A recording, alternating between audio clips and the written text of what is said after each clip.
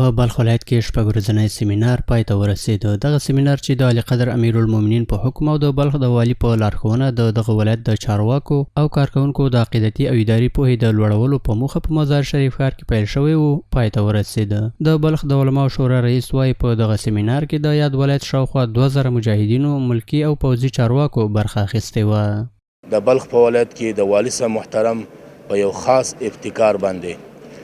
په دې تالار کې تاسو وینئ چې تقریبا 2000 مجاهدین مسؤلین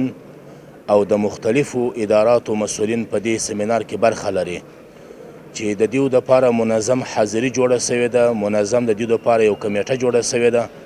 چې دا کمیټه د ټولو ملګرو د مسؤلینو حاضري تعقیبوي او په ډیر شوق او ذوق سره په دې شپږ ورځو کې چې نن آخري ورځ پنجشنبې ورځ ده نو ټولو شرکت کړی و. نوموړی دغه راز زیاتوي چې په دې سیمینار کې د علماو لخوا له امیر څخه اطاعت، له خلکو او مراجعینو سره د غوره چلند، د بیت المال ساتنې او د نورو اخلاقي او اداري اصولو په اړوند ګډونوالو ته پوهاوی ورکړل شو. موږ د دې سیمینار دپاره تقریبا 14 شیوخ کرام موظف کړي وه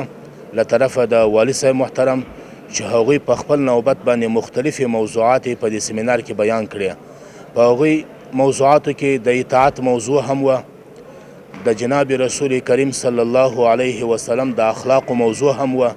د سیرت موضوع هم وه، د ولس او د رعیت سره ښه اخلاق کول، ښه ګزاره کول او برخورد د مسؤلینو دپاره د مراجعینو سره په څه شکل باندې وي، او بل د دوی د لمانځه پابندي وه چې لمونځ باید په کامله طریقه سره، په ښه طریقه سره،